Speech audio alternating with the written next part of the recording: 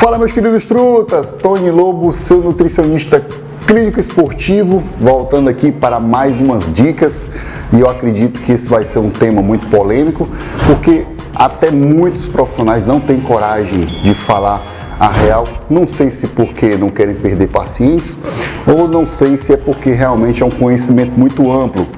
Então, como vocês viram na descrição desse vídeo, nós vamos falar hoje sobre bodybuilding e o porquê que você não vai ficar grande do jeito que você pensa.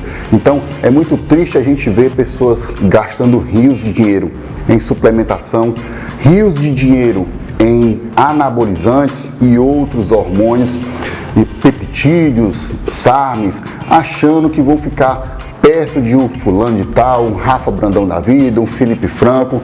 Então, primeiro, meus queridos, vamos devagarzinho, porque esse é um tema bem complexo, delicado. Então, a intenção aqui não é jamais denigrir o esporte, até porque eu vivo esse esporte 24 horas, então espero que nenhum dos atletas se doam com o que eu vou fazer aqui, falar aqui, que é uma realidade, que o que faz um campeão nem sempre é só a dedicação, e sim o aporte genético, hormonal e financeiro que muitos têm. A primeira coisa que vocês devem saber é que esses bodybuilders que são muito grandes, que são acima de 100 quilos, 110 quilos, 120 quilos, com a pele estralando, fininha, né? Ou seja, o percentual de gordura baixíssimo, isso não é a resposta de um longo trabalho árduo e desgastante. Não é. Essa não é a realidade do esporte. Eles se dedicam com dieta o ano todo? Sim, sem sombra de dúvida. Precisa de dieta o ano todo, e comer muito é muito chato. Comer pouco é muito chato. Treinar demais? Acho que não, né? Eu acho que todo mundo gosta de treinar, senão não seria o amor ao esporte. Então, tem algumas coisas, algumas informações que vocês não sabem. Então, a primeira coisa que eu tenho que mencionar aqui seria o que eu já falei, que é a capacidade genética, que nós vamos já abordar devagarzinho aqui, tema por tema, e a situação financeira e principalmente a quantidade de esteroides anabolizantes. Então, todos os atletas que têm acima de 100 quilos, 110 quilos, eles tomam muito esteroide anabolizante, cerca de 5 gramas para cima. E isso é uma quantidade muito grande. Para quem não sabe, um ciclo de Decadura por semana dá aproximadamente 1.200 miligramas de anabolizante. Então, multiplica isso por 5, é o que no mínimo alguns tomam. Então, esse é o primeiro ponto, quantidade de anabolizantes.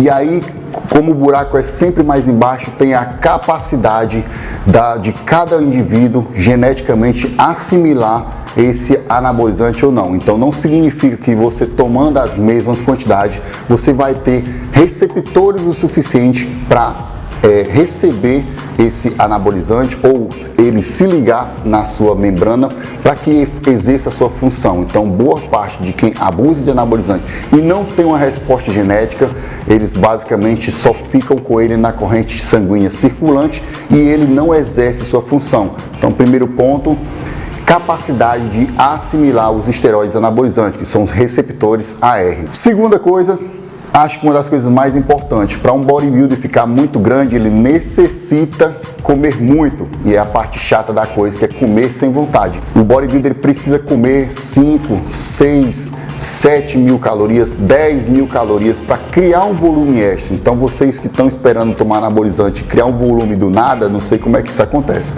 mas para você incorporar um volume extra, essa energia deve vir de fora, de proveniente em especial dos carboidratos. Não, a proteína não é essa importância toda como muitos pregam. A proteína é uma obrigação sua de você ingerir as quantidades diárias, mas ela não é o principal regulador do metabolismo, principalmente o que a gente conhece como via mTOR, e sim os carboidratos que vão fazer o superávit alimentar para que você incorpore um volume extra no seu corpo. Então, o que define também um atleta é a capacidade dele ingerir grandes quantidades de alimentos dos carboidratos também, das gorduras também, e ele ao longo prazo ou a curto prazo não entrar no que a gente chama de resistência periférica à insulina, ou seja, ele tem uma sensibilidade sempre muito boa, o que faz com que ele consiga incorporar esse carboidrato na sua musculatura e não no tecido adiposo. E aí, junto com essa capacidade de incorporar esse carboidrato no seu músculo, nós temos duas enzimas, ou dois hormônios, como você queira chamar,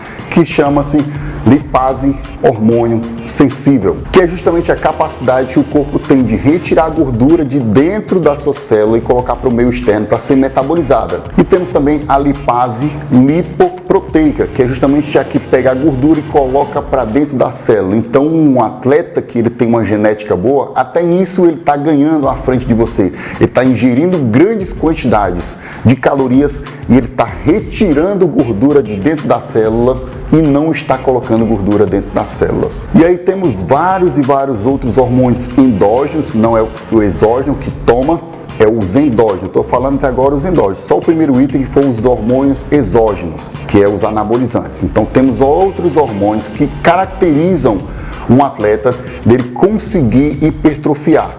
Temos a proteína chamada de miostatina. A miostatina é uma proteína que quanto mais alta ela está em atividade no seu organismo, menos capacidade de incorporar uma proteína, ou seja, de hipertrofiar você tem. Então, quanto mais miostatina, menos músculo você tem capacidade. Então, até nisso, um atleta ele tem vantagem. Por quê? Porque ele tem baixíssimos níveis de miostatina, fazendo com que com pouca caloria ele já hipertrofia. Não conhece aquela vaca que foi geneticamente modificada com a ausência de miostatina? Olha ela se ela treina musculação. Vou deixar aqui uma fotinha aqui. Vê se ela faz musculação e olha o músculo que ela tem, a capacidade dela de hipertrofiar só em poupar a excreção de proteína. E aí temos IGF-1, né? Tem a própria via mTOR, que é altamente ativa nesses atletas. Temos o GH, tem atleta que tem IGF sem tomar hormônio muito mais alto do que outros tomando hormônio. Então, não é assim, meus queridos.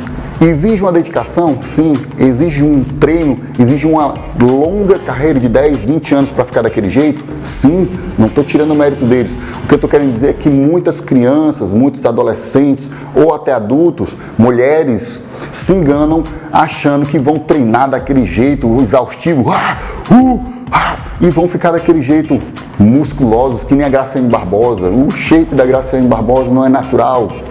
Então, muita consciência na hora de se dedicar demais. Procurem um profissional que saibam, porque por mais que vocês não tenham a genética deles, se vocês quiserem ficar pelo menos mediano ou um porte um pouco mais avançado, vocês vão necessitar de um acompanhamento profissional, nutricionista, endócrino, seja qual que for. O que eu quero que vocês saibam é que o buraco sempre é mais embaixo. Então, algumas coisas que as pessoas não lhe contam, o besta do Tony Lobo está aqui para lhe contar. Tá bom? Então eu espero ter ajudado vocês. Se você quiser marcar uma consulta presencial ou uma consulta online, só chamar no Instagram ou o link aqui do meu WhatsApp está disponível, tá bom? Para marcação de consultas e informações sobre a mesma. Tá bom? Então, eu peço pouquíssimas coisas para vocês, então se você puder deixar o seu joinha, favoritar, se ainda não é inscrito no canal, se inscreve para ajudar a gente mandar mais conhecimento para outras pessoas. E até mais, tamo junto e fui!